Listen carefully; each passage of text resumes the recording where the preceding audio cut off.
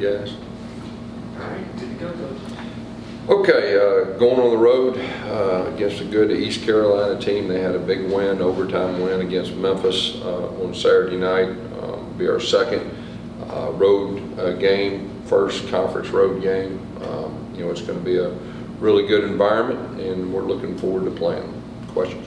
Looking back last Thursday, I mean, you couldn't have probably scripted a better offensive performance, but there was one or two things you think were really for the key for that explosion. What was working well? Yeah, I think it's more of just getting in a rhythm. We've done a better job of executing. We protected our quarterback. I thought that was real important, and he's starting to settle down. I think the game's starting to slow down a little bit. Starting to get some timing with our receivers, which I think is real critical, and our offensive line is starting to gel. And I've said it all along, that it takes offensive line's time. We got 2 new tackles. Our starting tackle from last year moved to guard. I think that group has stayed healthy, and you can see they've gotten better each week. So I think it's a combination of all that. Put up 70 points. How do you avoid a letdown the following week? Yeah, I really feel strong that we've got veteran leaders on our group, and you only get 12 of these games guaranteed. Feel real strong that our guys will be ready to play. I mean, they understand that that was one week we played really good. We have a lot of respect for our opponent we're playing this week. We played them last year and it went down almost the last play, and so they got a lot of their guys back. We got a lot of our guys back, so I don't expect any letdown. Coach, you said, of course, this back half of the year, the goal is to continue to get better like good teams do. But with this team uniquely going to Greenville to play East Carolina, they haven't won a game outside of the state this year. Is that the next improvement you'd be targeting, and how do you prepare for that, right? Yeah. I mean, this is only the second road game we have anyway. So I mean, we're going to have to be prepared for the crowd noise and everything that goes with that. And so I think we had a good road test, I think, earlier in the year, and this is a conference road test. It's completely different from that standpoint, but we'll prepare as far as the crowd noise and everything goes with that, but you will need to continue to play good football. What is John Rice doing better in terms of reading the field, reading the defense? Yeah, I think more than anything is progressions. Things are slowing down. He's starting to get in the feel of playing quarterback, and we thought that all along. Earlier in the year, I would say, reality is, he hadn't played quarterback in 3 years. And you can see each game he's starting to slow down for him, and you can tell that with his progressions. You can tell that with his demeanor.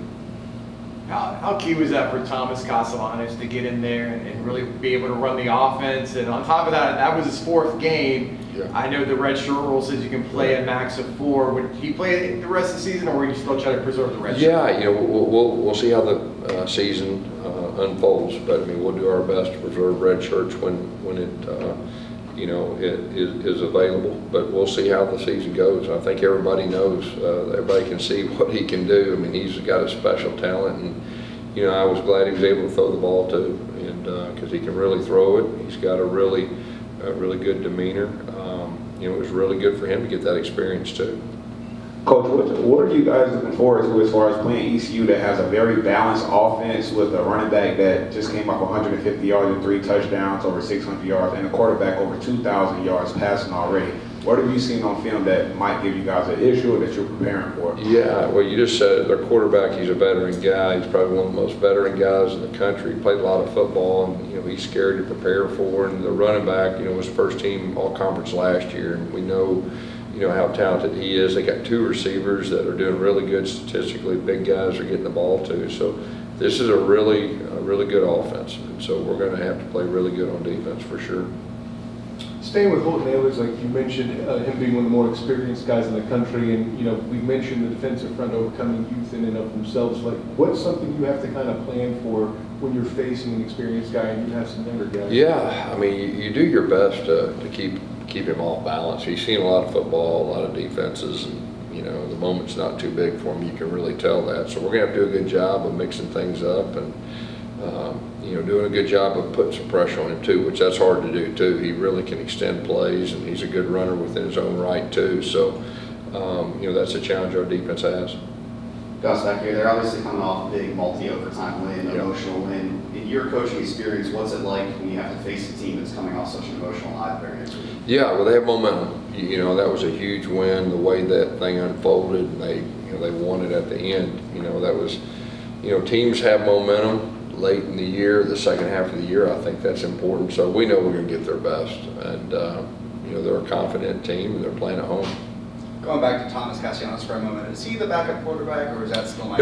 Mikey's our number 2 guy, but we also want to do the same thing with Mikey as far as he'll be ready if called upon. But we're trying our best with both those guys to preserve their 4 games if possible. Both of them do understand that for us to win, we really only have 3 scholarship quarterbacks that are eligible this year. So we'll do whatever we can to win games within that.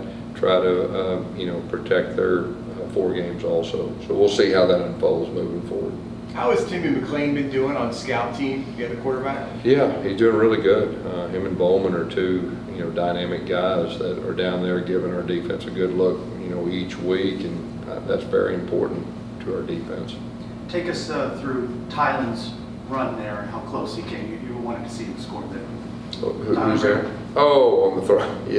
Yeah, that was Coach Hand's play, okay? So he's been wanting us to call that all year. And, it was close. They actually, we thought they would come off the edge really hard, and they bailed 2 guys out, matter of fact. And so it was a little bit different look than we thought. We thought it'd have a chance to be a walk-in, but give them credit. They played it different. Our guys did a solid job executing. And what I was proud of is he didn't stick the ball out. A lot of guys would stick the ball out trying to score, and the ball goes out the end zone, and they get the ball at the 20. He didn't do that, and Coach Hans really coached him up really good on that. He's an athlete. You can see he looked like he'd had the ball before. Coach, can you talk about our rushing attack? Last game we had 10 ball carriers, still averaged over 7 yards per carry. It almost looked like it doesn't matter who carried the ball, we were successful. Can you just talk about that? Yeah, I think that's very important too, not just depth at running back, but both our quarterbacks being a runner, I think opens things up too. And offensively, it's kind of take what the defense gives you mentality, and our guys were able to do that. So I think that helped us. Coach, right here.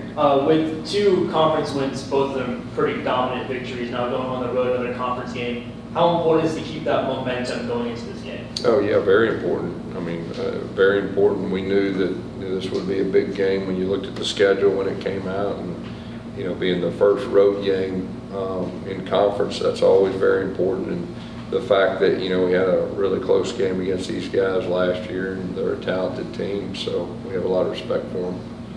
Javon Baker and Lee Hunter both appear to get a little bit banged up last game. What's your status?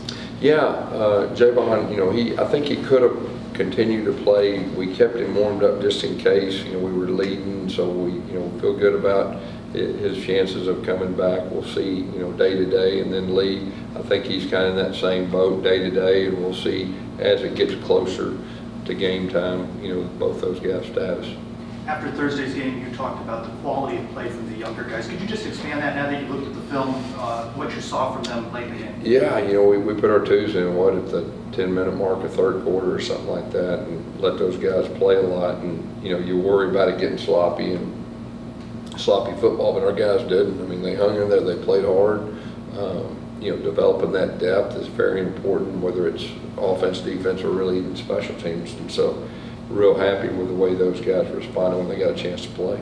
Coach, I was looking at the film of John Rice. He's been talking about doing the little things, and you can just tell his confidence, his footwork, his accuracy, his ball placement, and even last game, he really used his eyes very well to move the defenders to make bigger passing lanes for himself. Is that something just repetition that comes with game plays? That's something that you guys have been practicing on? Like, what has been hard so much on the little things that makes it Well, I think it's all of the above, like we talked about earlier. His best play was probably the one that he got a little pressure in the pocket, and he hit a check down right before halftime and hit Bowser on the check down that went for 47. I think that's really big, and starting to play the quarterback position efficiently, and so that's encouraging. Talking about mistakes, you mentioned penalties, turnovers. You're starting to really see those things cleaned up. Yeah, we did a really good job not turning the ball over, protecting the football. Penalties, we're getting better. We're still not overall where we want to be statistically within the country, but every week you can tell our guys about 4 games ago they took it to heart, and the way they practiced, the way they played good, clean, disciplined football. that's a huge sign of a good team, and we got to continue that. You got 6 games down, 6 games to go. How would you kind of evaluate everything at the midway point? I know there's one game you'd like to have back. Yeah. Are you pretty satisfied with how the guys have been Yeah, I playing? mean, I think you take what it is, I mean, you know, to get in here, but the good thing is we're improving. I mean, I think that's the number one thing, that there's probably not a whole lot of teams around the country that are improving this time of year, so we have done that. Challenge is now at the halfway mark is to continue to do that. And we got a really challenging part of our schedule coming up, but our guys are taking this thing one game at a time. They're thinking about East Carolina, you know, and that's what we need to be doing. And we'll just be working hard to get better each week, and that'll be the name of the game. When you talk about teams, few teams being able to improve, why do you think teams don't improve as much? Why are you able to? Yeah, I don't know. I mean, we've been able to so far. Like, we'll see. You know, at the end of the year, we'll look back and see if we can continue. It's hard to do. It's hard to do. You know, from a player standpoint, coach's standpoint, you know, leadership I think is really big in that. The reason there's not very many I think that do is because it's hard to do. You know, that's our challenge. Now we'll see if we can continue. Coach, how do you embrace the confidence around the team without it being too much where they may fall into a trap or maybe stop improvement, like you said? Yeah, I think it's our leaders. We got a lot of veteran guys, played a lot of football, and I really don't expect any kind of let up as far as that goes. I mean, I think our guys understand that. They have enough stuff to them, and we have enough leadership that I doubt that'll let that happen. You ever been to Greenville, North Carolina? You know, I have. I think recruiting, and that's about it. So what kind of atmosphere are you expecting? I mean, they got a pretty good reputation for being one of the best atmospheres in the league. That's what we've heard. That's what we're expecting. We're, especially after a big win, we're expecting to get their best, and so we'll do crowd noise and everything that goes with that this week too. Are you a big barbecue guy? They talk about Eastern North Carolina. They put a little bit of vinegar in their barbecue. Every region's a little bit different. What's your favorite kind of barbecue? How's that for an in-depth question to the press conference? I didn't know they were known for their barbecue. That's good. I'm not a big barbecue guy. You know, I'll eat some brisket, but I'm not a big barbecue guy. Perfect. Stay with Coach. All righty.